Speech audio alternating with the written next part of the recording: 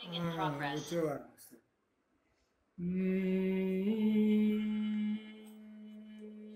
గురు బ్రహ్మ గురుర్విష్ణు గురుర్దేవో మహేశ్వర గురు సాక్షాత్ పరం బ్రహ్మ తస్మై శ్రీ గురవే నమః. జ్ఞానానందమయం దేవం నిర్మలస్ఫటికాకృతిం ఆధారం సర్వవిద్యానాం హయగ్రీవముపాస్మహే. శృతిస్మృతిపురాణానాం ఆలయం కరుణాలయం నమామి భగవత్పాదం శంకరం లోకశంకరం. పురదిందు వికాసమందహాసాం పురదిందీవరలోచనాభిరామాం అరవింద సమాన సుందరాస్యాం అరవిందాసన సుందరీం ఉపాసే. శారదా శారదాంభోజ వదనా వదనాంబుజే సర్వదా సర్వదా అస్మాకం సన్నిధిం సన్నిధిం క్రియాతు. పరబ్రహ్మణే నమః పరబ్రహ్మణే నమః. యాజ్ఞవల్క్య విజయయాత్రను గురించి అధ్యయనం చేస్తున్నాం బృహదారణ్యకోపనిషత్తు నుండి. దీనిలో మొట్టమొదటిగా అశ్వరుడు వేసినటువంటి ప్రశ్నలకు సమాధానం చెప్పాడు. అశ్వరుడు వేసిన ప్రశ్నలు ఏమిటంటే యజ్ఞము ముక్తిని ఇస్తుందా అని ప్రధానమైనటువంటి ప్రశ్న. ఆ యజ్ఞము ముక్తినిస్తుంది అని చెప్పాడు. సహజంగా యజ్ఞయాగాది క్రతువులు అనేటువంటివి మోక్షాన్ని ఇవ్వవు, మోక్షం ఇచ్చేదే జ్ఞానము అని మనకు సహజమైనటువంటి వాక్యం ఉన్నది. జ్ఞానాదేవత కైవల్యము అని.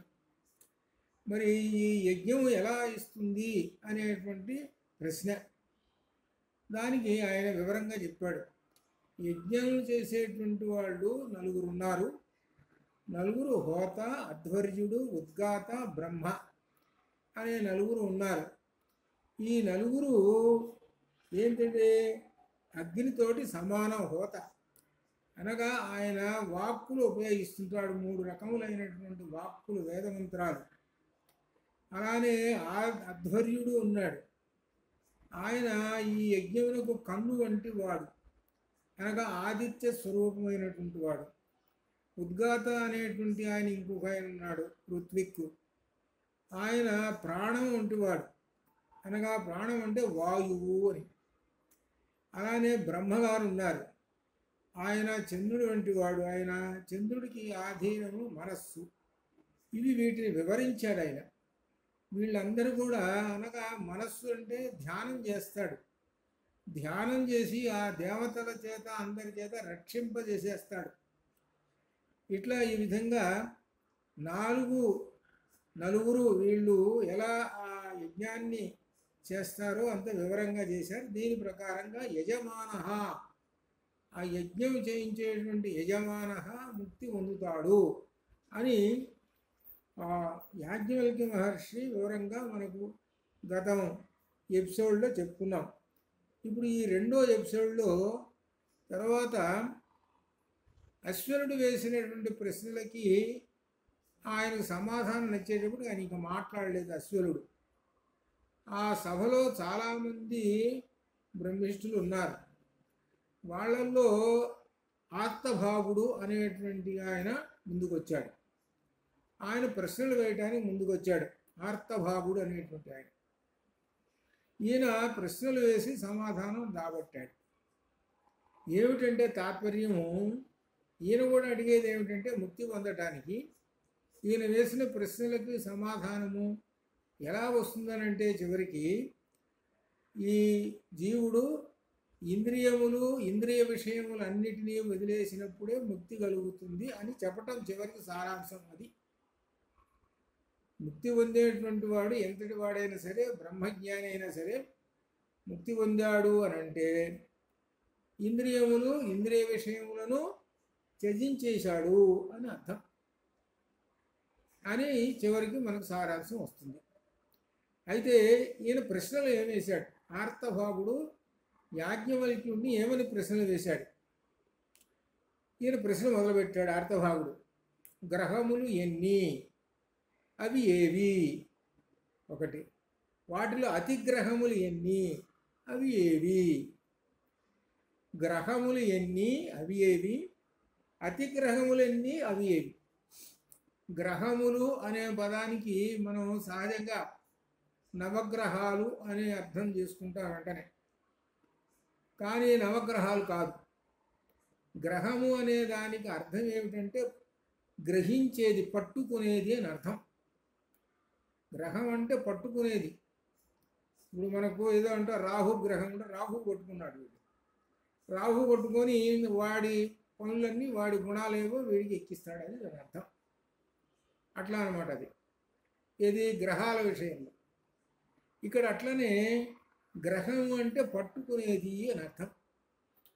మరి అతిగ్రహము అనే దానికి అర్థం ఏమిటంటే ఈ ఇంద్రియముల కన్నా అతిక్రమించి ఉండేటువంటిది, దాటి ఉండేటువంటిది, అది అతిగ్రహం. ఇక్కడ చెప్పేది ఏమిటంటే ఈ గ్రహములు ఏమిటంటే ఇవో ఈ మనకి ఇంద్రియాలు, అవి ఎట్లా వివరిస్తున్నాడో చూడండి. మొట్టమొదట గ్రహములు ఎన్ని అనేటువంటి ప్రశ్నకి సమాధానం చెబుతున్నాడు. గ్రహాలు 8, అతిగ్రహాలు కూడా 8 అని చెప్పాడు. దాని సమాధానం వరుసగా చెప్పుకుంటున్నాడు. ఆ 8 ఏమిటో సమాధానం చెబుతున్నాడు. మొట్టమొదటి ప్రాణము అన్నాడు. ప్రాణము అని అంటే అర్థం ఏమిటంటే దీనికి రూపం ఏమిటి? ప్రాణం అనేటువంటి దానికి ఘ్రాణేంద్రియము, నాసిక. ఈ నాసిక అనేటువంటిది ఇదొక గ్రహం. దీనికి అతిగ్రహం ఏమిటి అనేటువంటి ప్రశ్న. ఈ నాసికకు అతిగ్రహం అంటే దీనిని పట్టుకునేటువంటిది, ఈ నాసిక అనే ఇంద్రియాన్ని కన్నా బలమైనటువంటిది ఉన్నది, అది తన వశంలో ఉంచుకుంటుంది. అతిగ్రహము ఈ గ్రహాన్ని వశంలో ఉంచుకుంటుంది. అతిగ్రహము గ్రహాన్ని వశంలో ఉంచుకుంటుంది. అది అతిగ్రహము గొప్పది.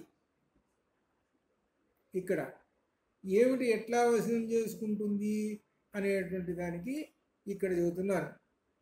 ఏమిటనంటే నాసిక ఉన్నది, నాసిక వాయువు పీలుస్తుంది, ఆ వాయువులో సువాసన, అలానే దుర్గంధము, సుగంధము ఇటువంటివి ఉన్నాయి. ఈ ఉన్నటువంటి వాటిని ఈ నాసిక తీసుకొని అవి పీల్చుకొని తీసుకొని వాటిలో ఉండేటువంటి గంధము, గంధము అని అంటే వాసన అని అర్థం అన్నమాట. వాటిలోని గంధం ఏమిటి? సుగంధమా దుర్గంధమా అనేటువంటిది అనమాట. ఆ గంధం ఉన్నది చూశారు, ఏదైతే తీసుకొని సువాసన దుర్వాసన అని చెబుతున్నదో అది అపానము. అపానము చేత ఈ ప్రాణం అనేటువంటి గ్రహమును పట్టుకుంటుంది.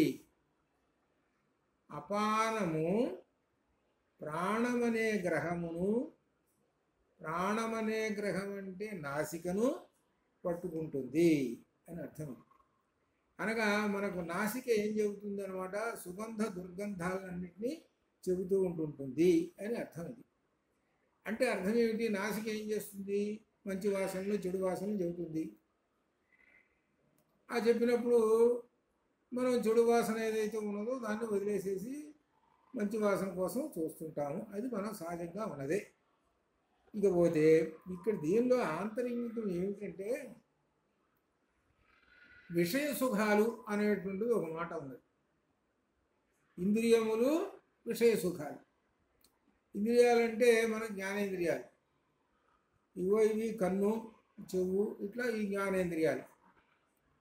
ఇవి విషయ సుఖాలను కోరినాయి అనుకోండి, అవి సుఖంగా కోరుతుంటాయి. అవి ఎప్పుడూ సుఖంగా ఉండాలి నేను అనేటువంటి చూస్తుంటాయి. కన్ను, చెవు, ఇట్లా నాలుక రుచి, ఇట్లా ఈ విధంగా. అట్లనే ఈ నాసిక కూడా సుఖంగా ఉండాలని కోరుతుంటుంది. అనగా ఇది ఒకటి అపానము చేత బంధింపబడి ఉంటుంది. కాబట్టి ఇక్కడ ఇది ఎల్లప్పుడూ సుఖాలనే కోరుతూ ఉంటుంటుంది. ఈ నాసిక కూడా విషయ సుఖాన్ని కోరుతూ ఉంటుంటుంది. ఈ విషయ సుఖాన్ని కోరుతుండేటువంటి గంధగుణం అనేది అపానము. అపానము చేత ప్రాణము బంధింపబడి ఉంటుంది. కాబట్టి దీనిని జయించాలి, ఇది అర్థం. అనగా మనకు తాత్పర్యంలో వచ్చేది ఏమిటంటే విషయ సుఖాల్లో నాసికకు సంబంధించినటువంటి ఇంద్రియ విషయములను జయించటము అని అర్థం. చివరి అది దీనిలో ఎందుకు జయించడం అనేది ముక్తి లభించాలి అంటే అర్థం అని చెబుతూ ఇక మరి 8 అని చెప్పాడు కదా. 8 అని చెప్పినప్పుడు ఆ రెండవది వాక్కు. ఈ వాక్ అనేటువంటిది ఒక గ్రహం. దీనికి అతిగ్రహం ఏమిటి? నామము.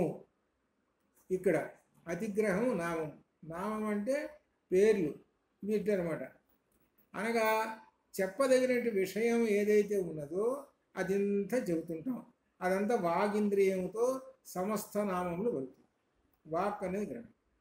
ఇక్కడ అంటే ఏమిటనమాట దీనిలో విశేషం, ఈ వాక్ అనేటువంటి ఇంద్రియం అనేటువంటిది ఉన్నదే దీన్ని ఏది పట్టుకుంటుంది? నామం పట్టుకుంటుంది.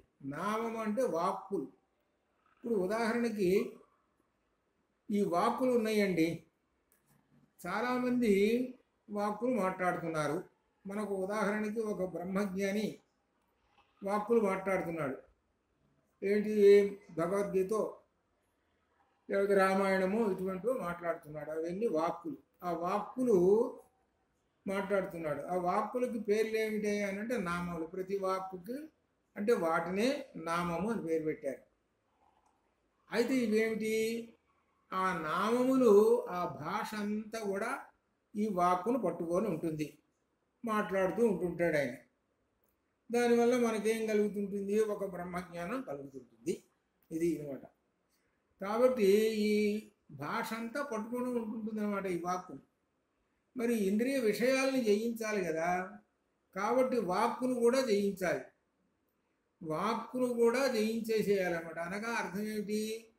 ఆ వాక్కుని జయించడం అనంటే దీనికి అతిగ్రహమైనటువంటి ఈ భాష ఉన్నదే నామము, వాటిని జయించాలి. ఇక్కడ చూసుకోండి, వరుసగా ఒక్కొక్కటి జయించడం అనేటువంటిది ఎలా ఉన్నదో ఇవన్నీ జయించుకుంటూ పోవాలి. మనకి పరమాత్మ అంటే మనకు అంత క్రితం అని చెప్పుకున్నాం. అస్థూలం, అనణుహు, అవాక్కు, అచక్షు, అశ్రోత అని చెప్పుకుంటా ఉన్నాం. అటువంటి ఆయనే ఆ పరమాత్మ అని చెప్పాం, పరబ్రహ్మం అని చెప్పాం. ఆ పరబ్రహ్మంలో లీనం కావాలి అని అంటే ఇవన్నీ కూడా త్యజించటమే, అది అర్థం. ఇవన్నీ త్యజించడమే, వదిలేసేయటమే అనేటువంటి భావంతో చెబుతున్నాడు అన్నమాట. కాబట్టి మొట్టమొదట ప్రాణము అపానము చెప్పారు. ప్రాణాన్ని అపానం చేత బంధించి, తర్వాత రెండోది వాక్కును నామం చేత ఈ విధంగా వహించి, అనగా గ్రహాన్ని అతిగ్రహము బంధిస్తున్నది, దాన్ని జయించటము. ఇప్పుడు 2 చెప్పాడు. ఇక ఆ తర్వాత 4 వస్తుంది, జిహ్వ. ఈ జిహ్వ అనేటువంటిది ఒక గ్రహం. ఇది పట్టుకుంటుంది. ఏమిటి? దీనికి రసం అనేది అతిగ్రహం. రసం అనేది అతిగ్రహం. రసము అంటే అర్థము రుచి చెప్పేస్తుంటుంది. ఇంకొక అర్థం కూడా నీళ్ళని కూడా అర్థం ఉంది. నీళ్ళు ఎలా పంచభూతాల్లో నీళ్ళే నాలుకగా పుట్టింది అని చెబుతాం. దీనికి జిహ్వతో రసమును తెలియస్తుంది. నాలుక ఉన్నది. ఈ నాలుక ఏం చెబుతున్నది? ఇది తీపి, చేదు అని ఈ విధంగా మనకి చెబుతున్నది. ఆ రసాన్ని చెబుతున్నది అనమాట. కాబట్టి రసం అనేటువంటిది ఈ జిహ్వను అతిగ్రహము పట్టుకొని ఉంటుంది. నాలుక ఉన్నది. కొంతమంది నాలుగు ఏదో పెట్టాము రుచి, ఏంటంటే అట్లా ఉంది, ఏదో నాకు రుచి తెలియటం లేదయ్యా, నాకేందో తిన్నాం కానీ ఏదో నాకు రుచి తెలియట్లేదు, అర్థం కావట్లేదు అనుకుంటా. చూడండి, కొన్ని సందర్భాల్లో అట్లా వస్తుంది. కాబట్టి ఈ రసం అనేటువంటిది అతిగ్రహం పట్టుకుంటుంది. ఏదేని ఈ జిహ్వని పట్టుకొని ఉంటుంది. ఇది ఇలా ఉన్నటువంటివి ఇక ఆ తర్వాత కన్ను దగ్గరికి వెళ్ళాడు. మనకు ఇంద్రియాలు గురించి చెబుతూ ఉన్నారన్నమాట. ఇంద్రియాలు ఏమిటి? ఈ కన్ను, నాసిక, ఇటువంటి జ్ఞానేంద్రియాలు. వీటికి అతిగ్రహములు అనగా వాటి యొక్క పట్టుకునేటువంటి వాటి యొక్క నాలుకకి పట్టుకునేది రసము పట్టుకుంటుంది. అది అనగా రసం అనేది అతిగ్రహము. అని ఆ రసము అనేటువంటి గుణము వలన ఆ నాలుక మనకు చెబుతూ ఉంటుంది, ఇది తీపి చేదు ఇట ఈ విధంగా చెబుతుంది. ఆ తర్వాత కన్ను వచ్చింది. చక్షుహు అనేటువంటిది ఒక గ్రహం. ఏంటిది? పట్టుకుంటుంది. ఏమిటి? సమస్తాన్ని పట్టుకుంటుంటుంది అని చూస్తూ ఉంటుంది. పట్టుకోవడం అంటే చూస్తూ ఉంటుంది. ఇదో గ్రహం. అంటే ఒక రకంగా ఏం చెబుతున్నాడు? మనకి ఇంద్రియాలు మనకు గ్రహాలండి అని చెబుతున్నాడు. ఇంద్రియాలు మన గ్రహాలు. ఈ గ్రహాలని జయించాలి, అది అర్థం. చూడండి, నవగ్రహాలు పైన ఉన్నాయి కదా, నవగ్రహాలు ఏంటి? అన్నింటినీ జయించుకొని పోతారు ఆ ముక్తిని పొందేటువంటి వాడు. ఇక్కడ ముందు అసలు ఈ గ్రహాలను జయించుకోవాలి, అది ఇందులో ఉన్నటువంటి రహస్యం. చక్షుగ్రహం, కన్ను అనేటువంటిది చెబుతున్నాడు. దీనికి అతిగ్రహం ఏమిటో రూపము. ఒక రూపం ఉన్నది చూసాం, ఆ చూసి ఆ వస్తువు చూసాం, ఆ చూసి ఆ వస్తువుని ఇది అనేది తెలుసుకుంటున్నాం. ఆ రూపం అనేటువంటిది అతిగ్రహము. అది రూపాన్ని చూసి ఇది ఫలానా అని తెలుసుకుంటున్నాం. అనగా కంటితో చాలా రకరకములైన వివిధ రకములైనటువంటివి మనం కంటితో చూస్తూ ఉన్నాం. ఒకటి అదే కాదు, అనేక రకాలు చూస్తూ ఉన్నాయి. అనగా రూపములు భేదంగా చూస్తూ ఉన్నాం. కాబట్టి రూపం అనేది అతిగ్రహము ఈ గ్రహాన్ని పట్టుకొని ఉంటుంది. అంటే అర్థం ఏమిటి? చివరికి ఇంద్రియాలు ఇంద్రియ విషయాలని పట్టుకొని ఉంటాయి. ఇంద్రియ విషయాలేమో ఇంద్రియాలు పట్టుకొని ఉంటాయి. దీన్నే నేను చెబుతున్నమాట. ఇంద్రియ విషయములు ఇంద్రియాలను పట్టుకొని ఉంటాయి. ఇంద్రియాలు ఎప్పుడేమో విషయాలమ్మట పరిగెత్తుతుంటాయి. ఇది మనకు కఠోపనిషత్తులో కూడా చెప్పింది. ఆ విషయమే ఇక్కడ దీనిలో ఒక ప్రశ్న రూపంలో వస్తుంది. ఇంద్రియములు, ఇంద్రియ విషయములు. కాబట్టి ఇంద్రియములు ఏవి, ఇంద్రియ విషయములు ఏమిటని తెలుస్తుంది. ఈ ఇంద్రియ విషయములు ఈ ఇంద్రియములు అనే గ్రహములను పట్టుకుంటున్నాయి అని చెబుతున్నాడు. ఇక శ్రోత్రం అంటే చెవు, ఇది ఒక గ్రహం. దీనికి అతిగ్రహం ఏమిటి? శబ్దం సౌండ్ వస్తున్నది. ఆ సౌండ్ రాగానే మనం గ్రహించుకొని ఆ సౌండ్ను బట్టి ఇది మేఘగర్జన, లేకపోతే ఇదేదో శకటం పోతున్నది, ఇది రకరకాలైనటువంటి మనం భావన చేసుకుంటాం. ఆ శబ్దాన్ని ఇది గ్రహించేస్తున్నది. ఇది చక్షు గ్రహిస్తున్నది, ఇంద్రియము ఇంద్రియ విషయము గ్రహిస్తున్నది. ఇలా ఇంద్రియములు ఇంద్రియ విషయములు ఒకదాని ఒకటి పరస్పరము గ్రహము అతిగ్రహములు. ఇంకా పోతే మనస్సు, ఇది గ్రహం. దీనికి అతిగ్రహం ఏమిటి? కామన అంటే కోరికలు. వాడికి కోరికలు చెప్పలేము. ఎన్ని కోరికలు ఉంటాయో మనస్సులో, ఎన్ని కోరికలు ఉంటాయో చెప్పలేము. ఆ కోరికలన్నింటినీ నెరవేరాలి. అందుకనే ఇంద్రియములు ఇంద్రియ విషయములు. ఇంద్రియములు 5, వాటికి తోడు 1 మనస్సు, 6. ఈ 6ంటికి ఇంద్రియ విషయాలు. ఆ ఇంద్రియ విషయాలు ఎల్లప్పుడూ కూడా ఇంద్రియాలను కొట్టుకొని ఆ ఇంద్రియాలను ఆడిస్తూ ఉంటుంటాయి. వాటి చేతిలో పెట్టుకొని ఉంటాయి. ఇంద్రియ విషయములు అతిగ్రహాలు కదా. అవి గ్రహము కన్నా మించినటువంటిది అతిగ్రహం. అది పవర్ఫుల్. అది ఈ గ్రహాలను పట్టుకుంటే ఈ ఇంద్రియములను పట్టుకొని ఉంటాయి. కాబట్టి ఆ కోరికలు ఈ మనస్సును పట్టుకుంటాయి.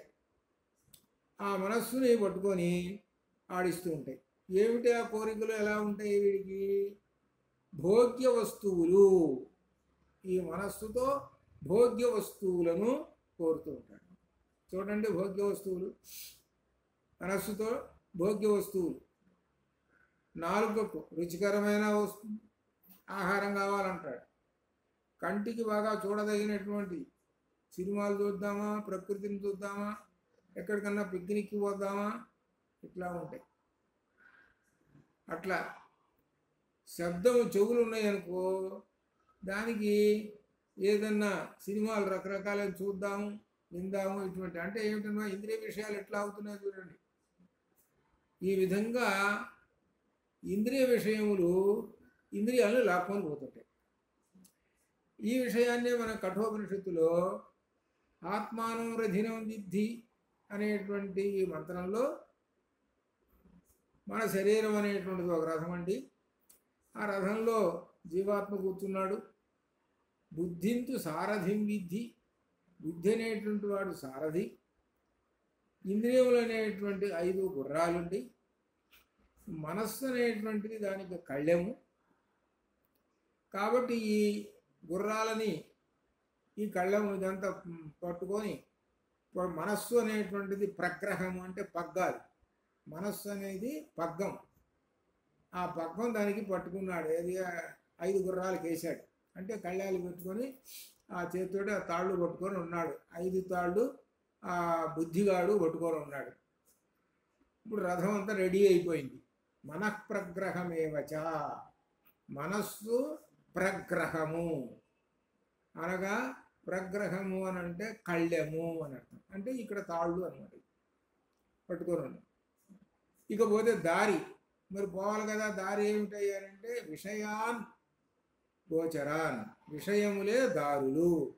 ఏ విషయంలో పోతావు? సుఖమైనటువంటి విషయములు, భోగ్య వస్తువులను, భోగాన్ని కోరుకునేటువంటి దారుల్లోకి పోతావా, లేక జ్ఞాన మార్గంలోకి పోతావా?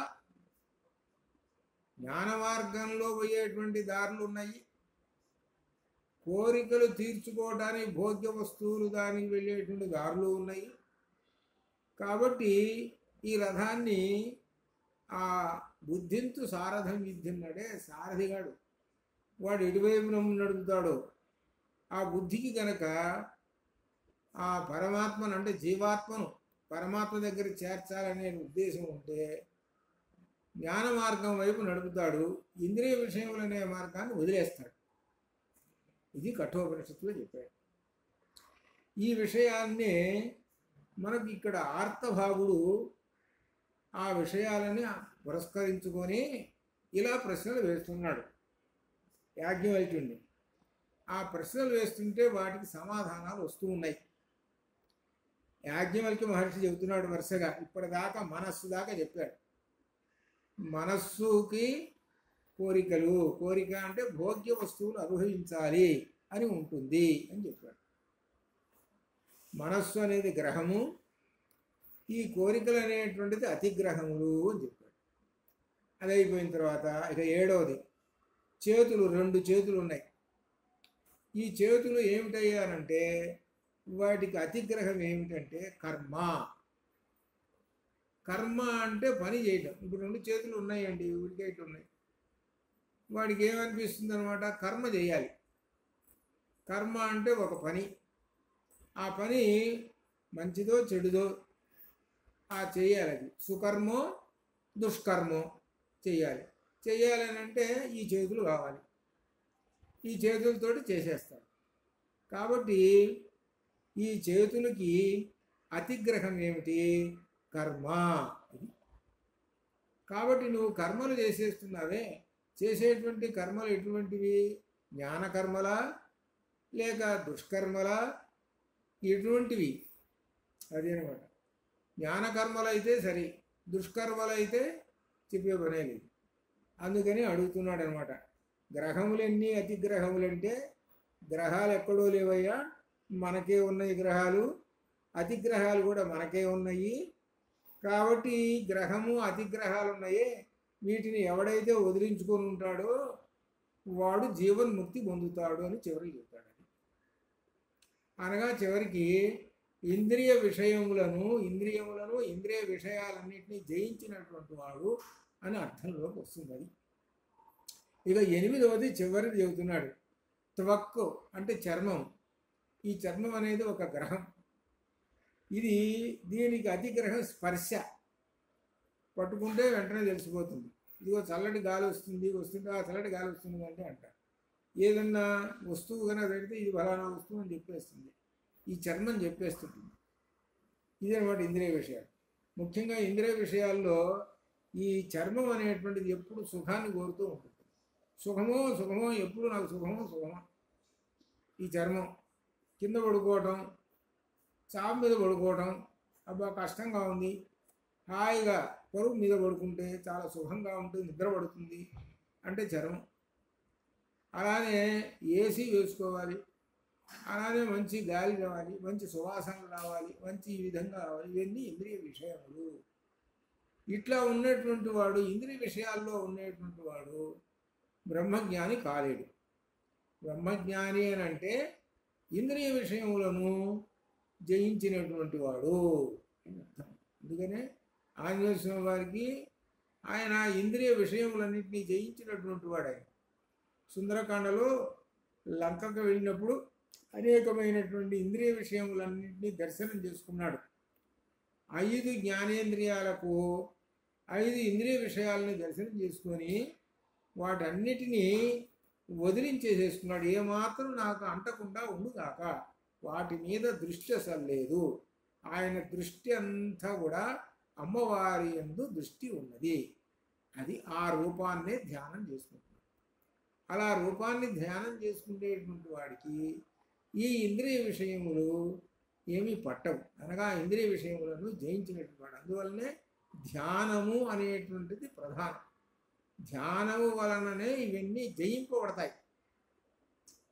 కాబట్టి ఈ ఇంద్రియ విషయములను ఇట్లా ఈ విధంగా వివరించాడు. ఏ విధంగా? గ్రహములు అతిగ్రహములు అనే దాని ప్రకారంగా వివరించాడు యాజ్ఞవల్క్యుడు. ఆర్తభాగుడు వేసిన ప్రశ్న. అంతటితోటి ఆర్తభాగుడు ఊరుకున్నాడా? మళ్ళా ప్రశ్న మళ్ళీ మొదలుపెడుతున్నాడు.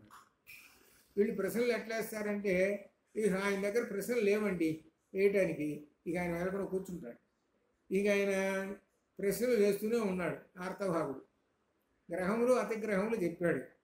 మరలా ఆర్తభాగుడు ప్రశ్న వేస్తున్నాడు. ఏమిటంటే, ఈ సమస్తము అంటే చరాచర జగత్తు, ఈ చరాచర జగత్తు మృత్యుదేవతకు అన్నము.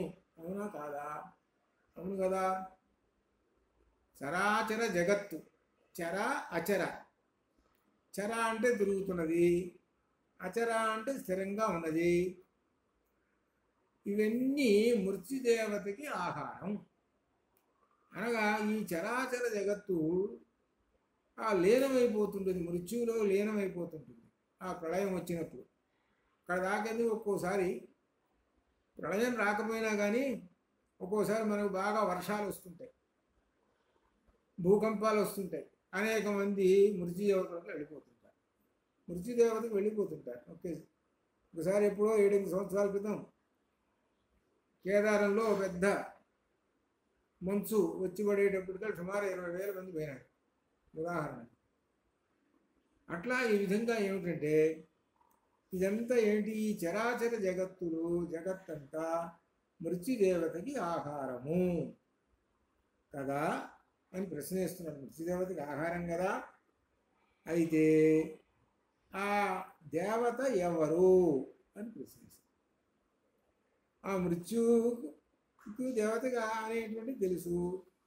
మళ్ళీ ఈయన ఏమంటున్నాడు? ఆ మృత్యుదేవతకి ఆహారం. ఆ మృత్యుదేవత ఎవరు అంటున్నాడు. ఆ మృత్యుదేవత ఎవరు అంటున్నాడు. మృత్యువుకి వెళ్ళిపోతారని సంగతి ఆయన ఒప్పుకున్నాడు. కానీ ఆ దేవత ఎవరో చెప్పు అని అంటున్నాడు. అనంటే ఆయన యాజ్ఞవల్క్యుడు సమాధానం చెబుతున్నాడు. అగ్నియే మృత్యువు. అగ్నియే మృత్యువు అండి అన్నాడు. అగ్నియే మృత్యువు. ఆ అగ్ని జలములకు అన్నము. మళ్ళీ ఆయనే చెబుతున్నాడు యాజ్ఞవల్క్యుడు, ఆ అగ్ని జలములకు అన్నం. మృత్యువుకి మృత్యువు అన్నం అండి. ఇప్పుడు అగ్ని ఏం చేస్తుంది? ఉదాహరణకి వరుసగా ఓ పోలికే చెప్పుకుంటూ వస్తున్నాడు. అగ్ని ఏం చేస్తుంది? అది ఒక మృత్యుదేవత, అన్ని తగలబెట్టేస్తుంటుంది, తినేస్తుంటుంది. అది ఒక మృత్యుదేవత, శుభ్రంగా మొత్తం బూడిద చేసేస్తుంది, అన్నీ తినేసేసింది. ఈ చరాచర జగత్తు మొత్తాన్ని ఎలుగుతూ మనకు ఒక్కోసారి కాలిఫోర్నియాలో అడవులు పుట్టింది, అడవులకి దావాగ్ని పుట్టింది, మొత్తం అడవులు తగలబడిపోయినాయి అని అంటారు. ఎవరు నిప్పులో పెట్టారా? ఏమీ లేదు. అగ్ని అక్కడక్కడ తగులుకుంటుంది, మొత్తం తగలబడిపోతుంది. ఆ అగ్నిదేవతకి ఈ చరాచర జగత్తు ఆహారం. అయితే ఆ అగ్నియే ఎవరికి ఆహారం? అగ్ని కన్నా మించినప్పుడు ఒక మృత్యుదేవత ఉన్నది. అనగా అగ్ని కూడా ఆ మృత్యుదేవతలోకి వెళ్ళిపోవాలి. ఎవరు అంటే జలములు. జలములకు అన్నము ఎవరు? అగ్ని. జలములు ఉన్నాయి ఇక్కడ, దీనికి అన్నం పెట్టాలి అనుకోండి. అంటే ఏమిటంటే దానికి అగ్ని ఎక్కడ మండుతుంటే ఆ అగ్ని మీద ఈ జలములు తీసుకెళ్ళి పోస్తే సరి. పోస్తే అప్పుడు ఏమవుతుంది? అగ్ని కాస్త ఆరిపోతుందని మనకు కనబడుతూనే ఉన్నది కదా. అంటే అగ్ని ఆరిపోతున్నది అంటే అగ్ని నశించిందనే కదా. అగ్ని నశించిందంటే అగ్నిని తిన్నది, ఈ జలాలు తినేసింది. మరి అగ్ని అన్నిటినీ తింటున్నదంటే తిన్న తర్వాత ఏమున్నాయి అక్కడ? ఏం లేవుగా. అగ్ని అన్నిటినీ తినేసింది, ఏమి లేదు. అట్లనే అగ్నిని జలాలు తినేసినాయి, అగ్ని లేదు. మృత్యువుకి మృత్యుదేవత ఉన్నదండి. మృత్యువుకి మృత్యుదేవత ఉన్నది అని చెబుతున్నాడు. ఇది దీనిని ఉపాసించేటువంటి వాడు అపమృత్యువును జయిస్తాడు అని చెబుతున్నాడు. అనగా దేవతకి మృత్యుదేవత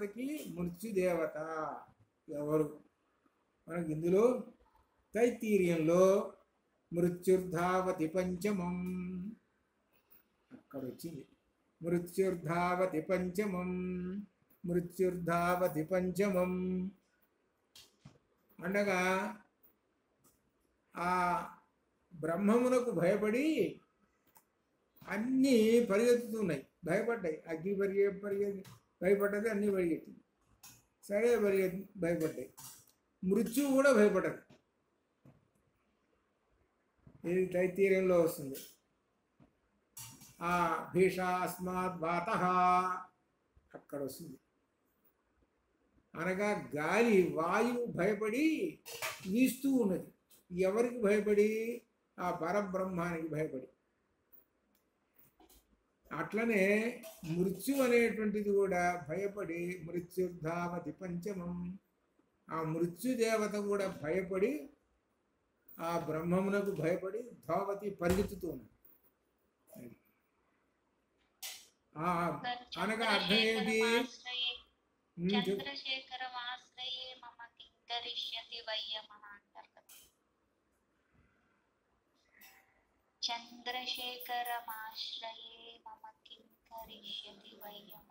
తర్వాత చూద్దాం.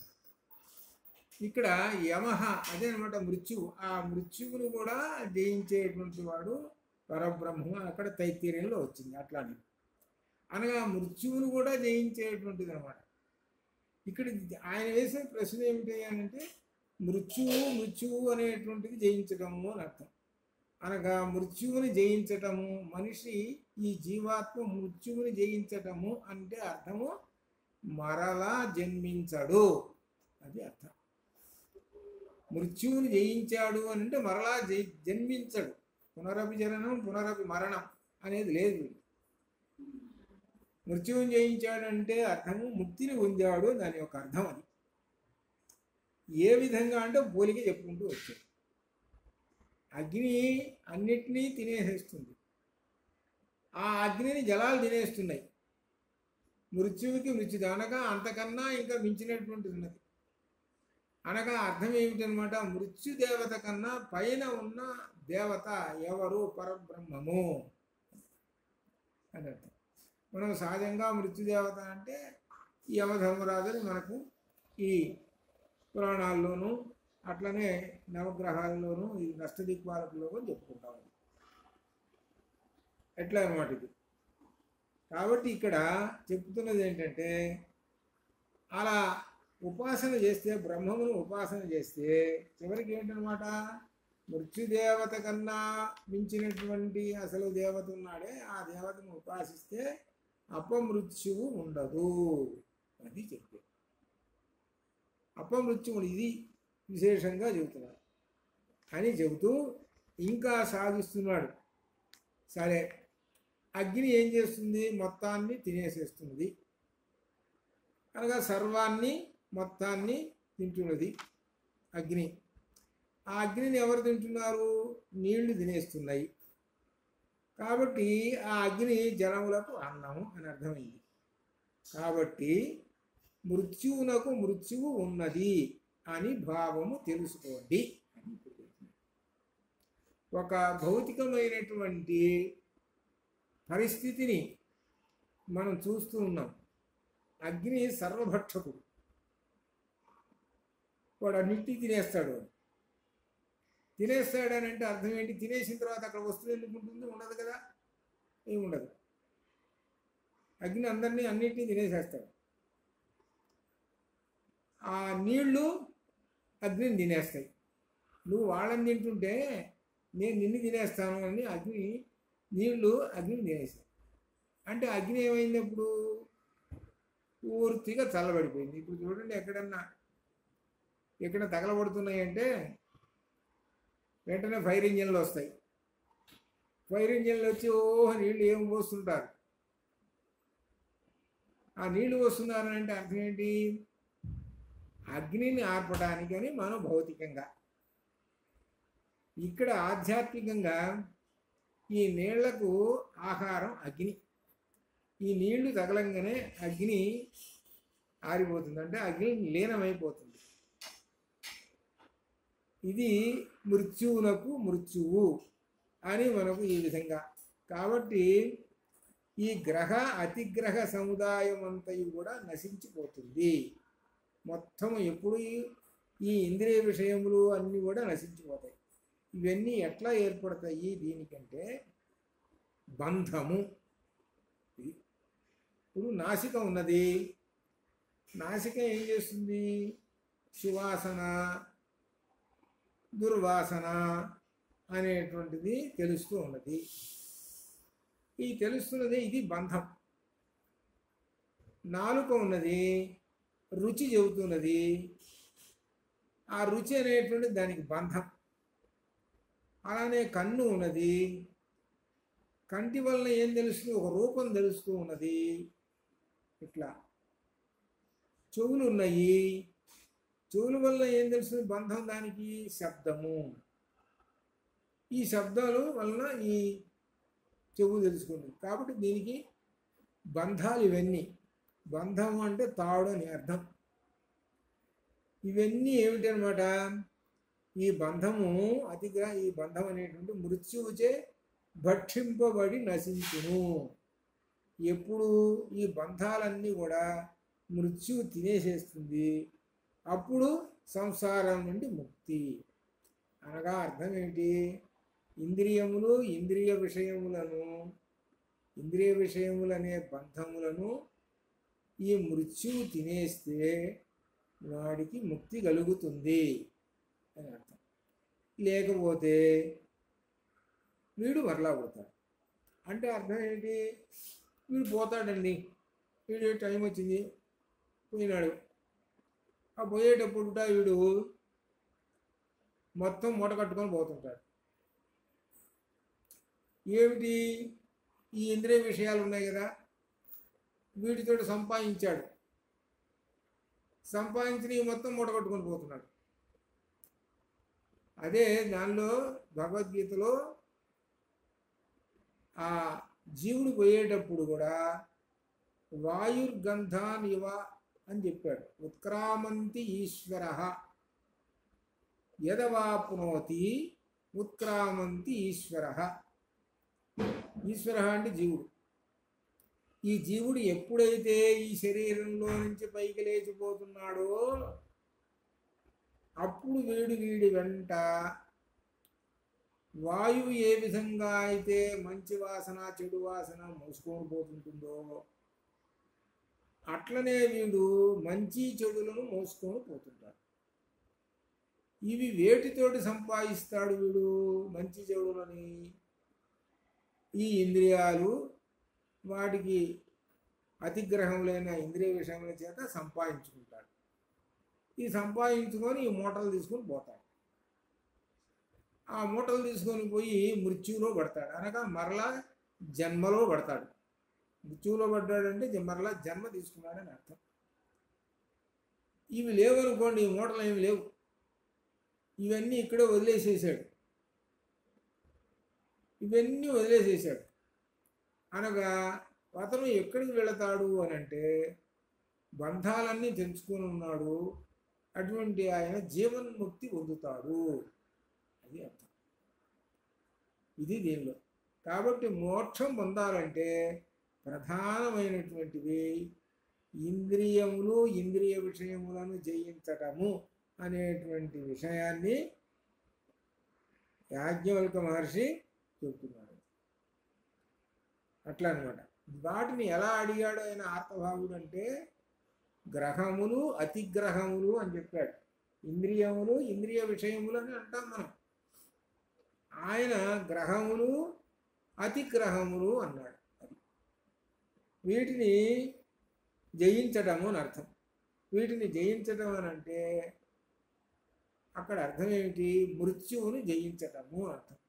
వీటిని జయించలేదు అని అంటే మృత్యువు కబళిస్తుంది, అనగా మరలా జీవితాడు అని అర్థం. అందుకని ఏం చెప్పాడు? అగ్ని అన్నిటినీ తింటుంది అని చెప్పాడు, కానీ అగ్ని జలాలు తింటుంటాయి అని చెప్పాడు.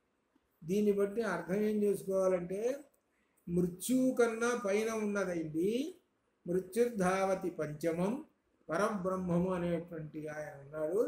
ఆయన యొక్క ఆ ఆదేశాల ప్రకారంగా నడుస్తుంటుంది. కాబట్టి ఆ పరబ్రహ్మమును ఉపాసించండి అని దీనిలో చెప్పాడు. అది పరబ్రహ్మమును ఉపాసిస్తే అనగా పరమాత్మను ఉపాసించినప్పుడు అనర్థం అని చెబుతూ ఇంకా వివరంగా బంధ విముక్తి కావాలి. కాబట్టి ఈ మానవుడు శమ దమాదులను నిగ్రహించుట వలన సఫలము అవుతుంది. శమము దమము అనగా అంతరింద్రియ నిగ్రహము, బాహ్యేంద్రియ నిగ్రహము. అది చివరికి ఎటు వచ్చాడు? చివరికి అంతరింద్రియ నిగ్రహము లోపల ఉన్నాయి ఇంద్రియాలు, బాహ్యేంద్రియ నిగ్రహము బయట ఉన్నాయి, ఈ కళ్ళు ఇవన్నీ బయట చూస్తున్నాయి. అంతరింద్రియ నిగ్రహం లోపల మనస్సు, ఈ బుద్ధి ఉన్నాయి, అంతఃకరణ ఇవి. వీటిని జయించాలి అని చెప్తున్నారు. వీటిని జయించడమే కష్టం అండి.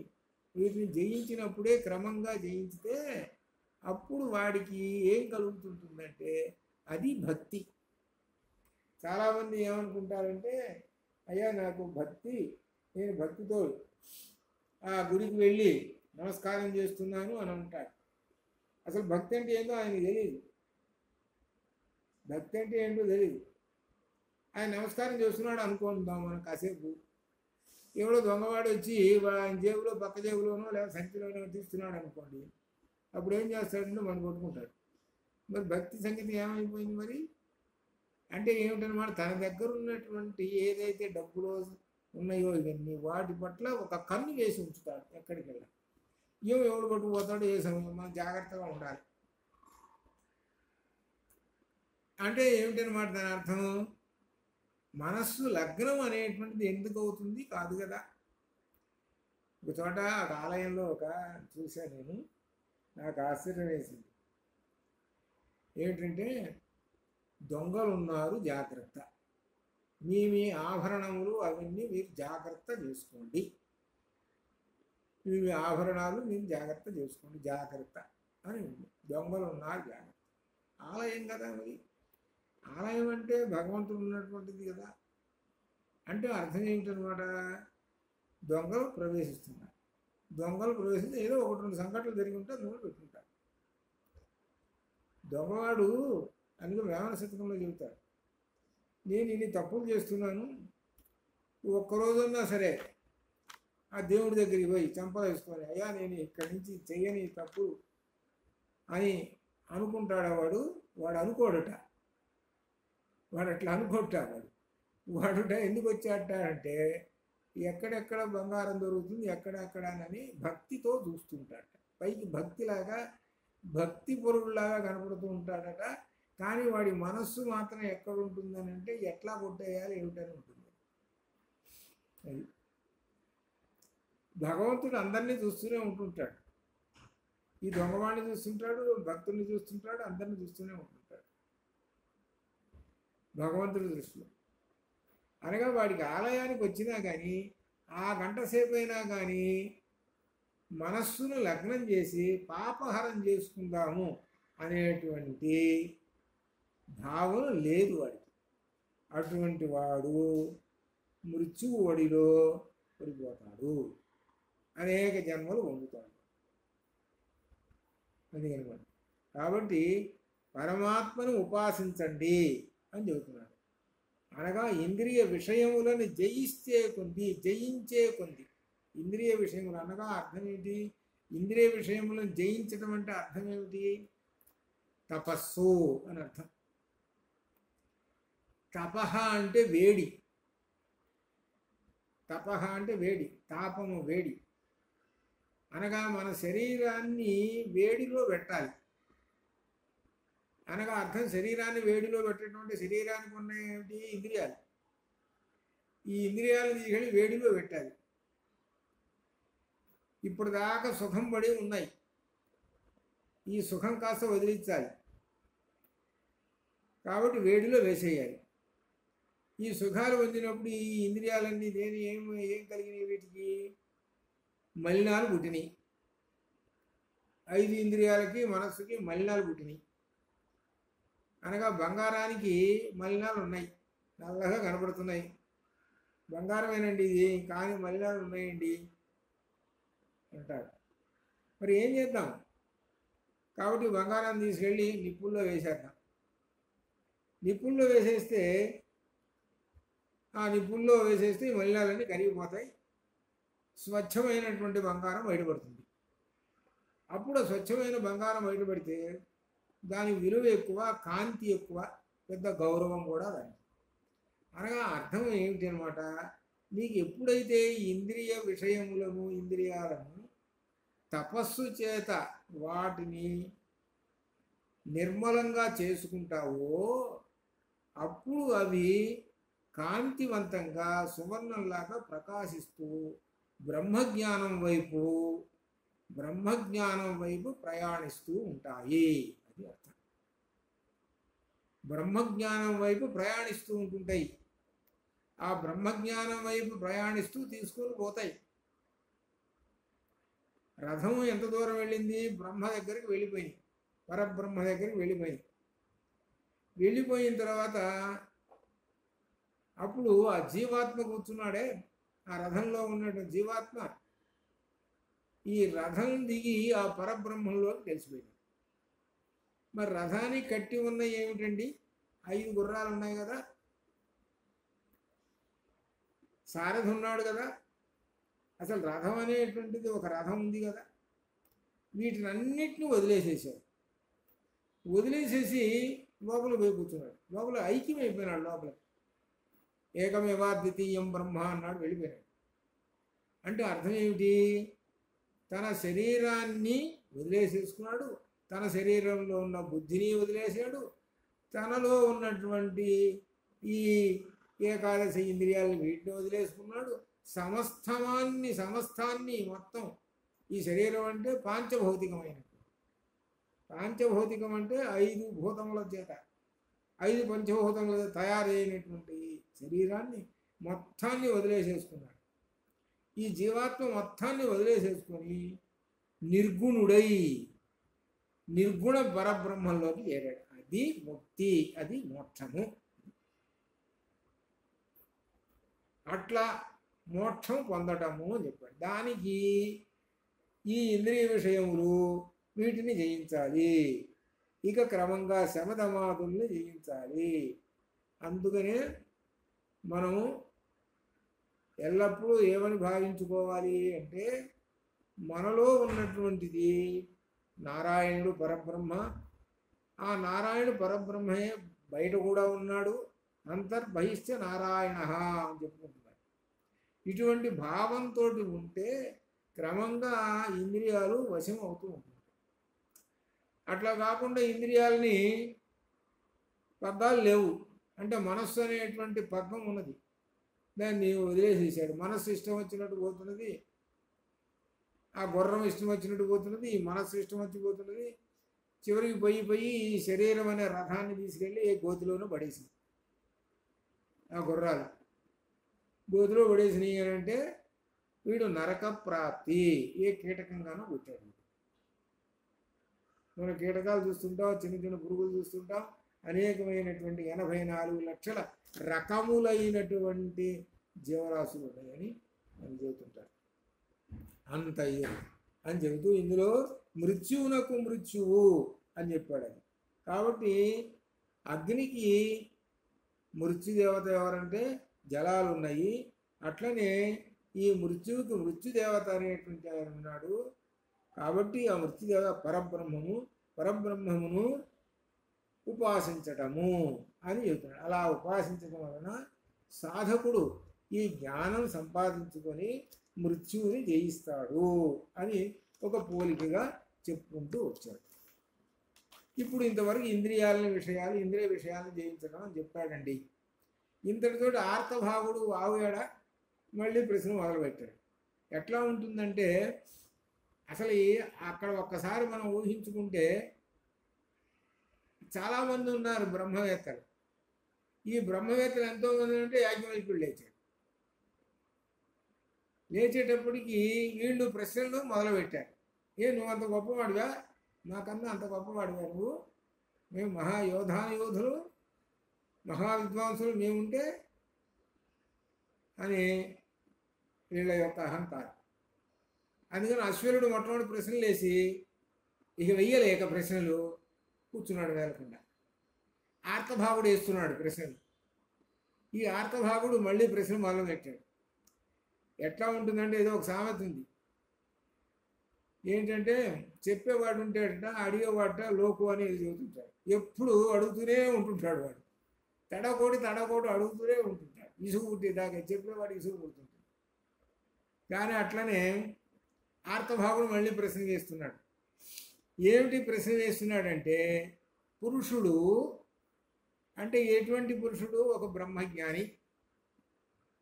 ఆ బ్రహ్మజ్ఞాని మరణించినప్పుడు అతని ఇంద్రియములు పైకి పోతాయా పోవా?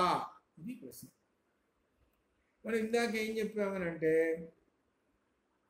ఉత్క్రామంతి ఈశ్వర యదవాప్నోతి, శరీరం యదవాప్నోతి. భగవద్గీతలో శరీరమును ఎప్పుడైతే వదిలేస్తున్నాడో ఈ జీవుడు, అప్పుడు వాడికున్న మూటాముళ్ళ ఏదైతే సంపాదించుకున్నాడో ఆ మూటాముళ్ళు అన్నీ తీసుకొని పోతుంటాడు అని చెప్తున్నాడు. అట్లనే ఈయన కూడా ఏమడుగుతున్నాడంటే ఒక బ్రహ్మజ్ఞానండి, ఆయన పోతున్నాడు. ఆయన సంపాదించుకున్నవి ఉన్నాయి, ప్రాణాలు అంటే ఇంద్రియాలు ఉన్నాయి. ఆ ఇంద్రియాలు కూడా పైకి పోతూ ఉంటుంటాయా ఈయన అమ్మటే అనుకోసం అని అంటే దానికి సమాధానం యాజ్ఞవల్క్యుడు నేతి నేతి నేతి అన్నాడు. కొంతమంది నేతి అనేటప్పుడు పాపం తాగేది కావాలా తినేది కావాలని అనుకుంటుంటారు. నేతి ఏదో సందర్భంలో వడ్డించేటప్పుడు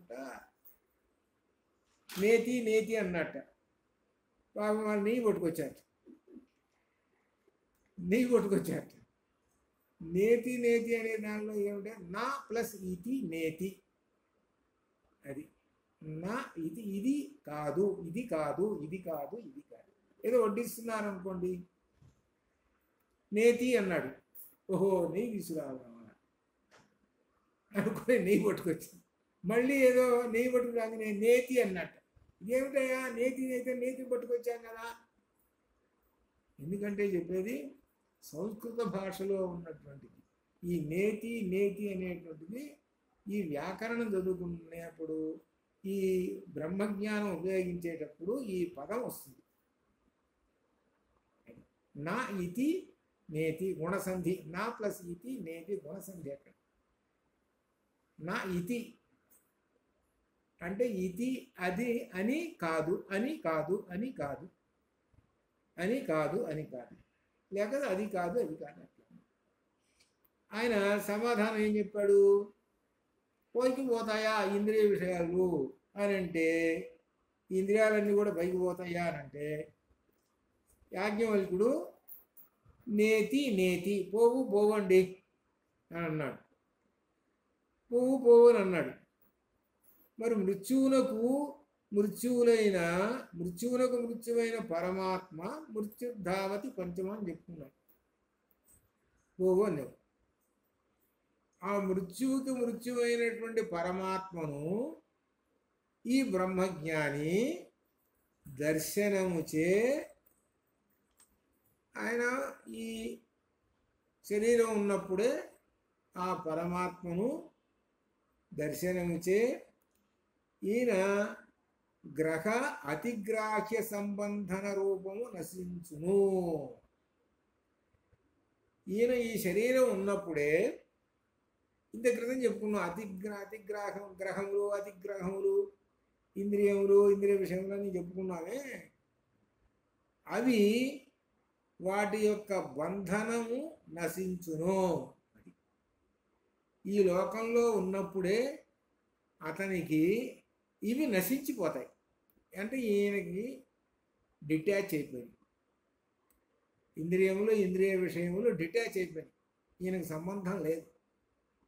ఈయనకు ఉన్నటువంటి కళ్ళు చెవులు జ్ఞానేంద్రియాలు ఏవి చెప్పుకుంటున్నామే ఇవన్నీ కూడా అన్నీ కూడా నశించును. ఆ నశించినప్పుడు ఆ బ్రహ్మజ్ఞాని ఎవరైతే ఉన్నాడో అతడు పరమాత్మతో అభేదము చెందును. ఇప్పుడు ఆ బ్రహ్మజ్ఞాని ఉన్నాడండి భూమి మీద. ఆయనలో ఉన్నటువంటి ఈ పరమాత్మ లేచి పరమాత్మలో కలిసిపోయినాడు. కలిసిపోయిన తర్వాత ఏమైంది? శరీరం మాత్రం ఉంది. శరీరం ఉంది. ఆర్తభావుడు ఏం ప్రశ్నిస్తున్నాడు? ఈ బ్రహ్మజ్ఞాని వెళ్ళిపోతున్నాడండి. వెళ్ళిపోతుంటే ఈ నమ్మట ఆ ఇంద్రియ విషయాలు వస్తాయా? ఇంద్రియాలు అని అన్నాడు. నువ్వు రావండి అన్నాడు.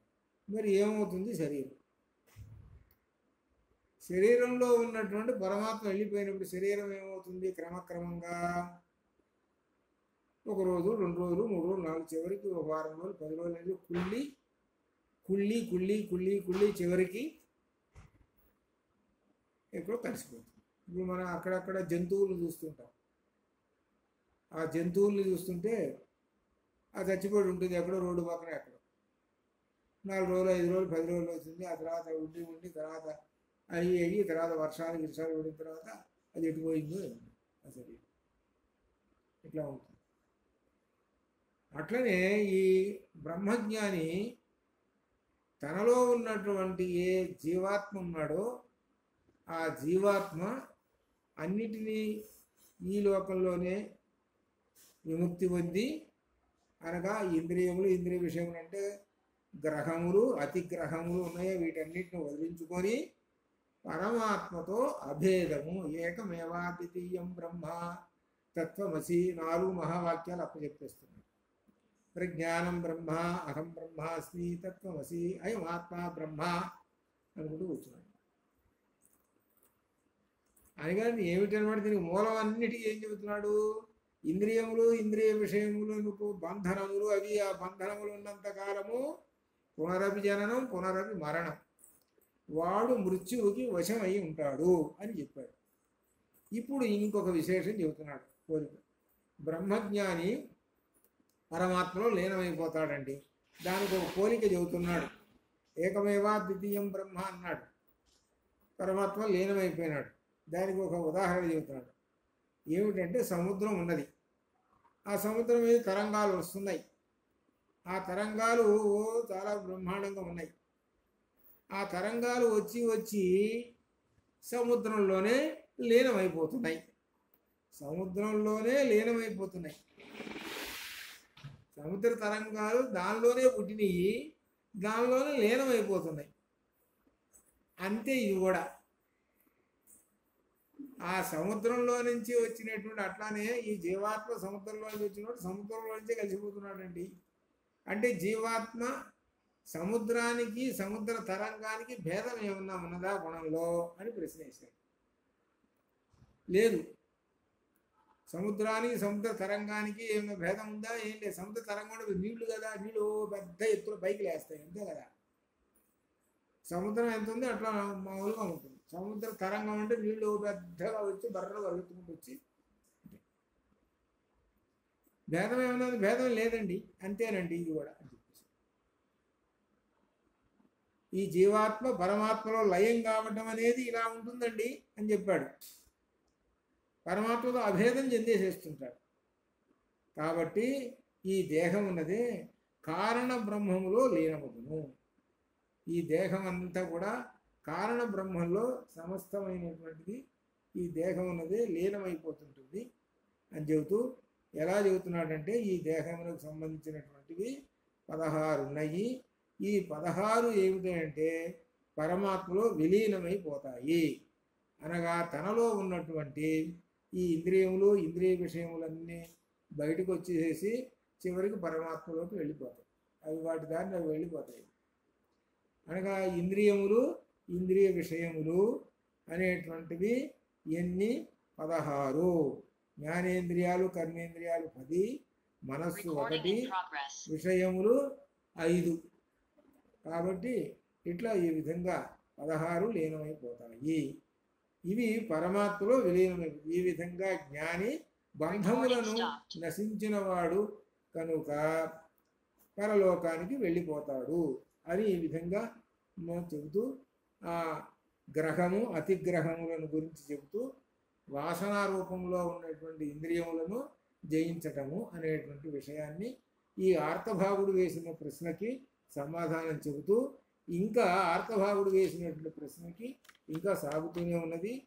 తర్వాత రేపు క్లాసులో నార్తభాగుడు వేసిన ప్రశ్నకి సమాధానం చెప్పుకొని ఆ తర్వాత భుజ్యుడు వేసేటువంటి ప్రశ్నలు చెబుతాము. అంతవరకు శుభం భవతు. ఓం పూర్ణమదః పూర్ణమిదం పూర్ణాత్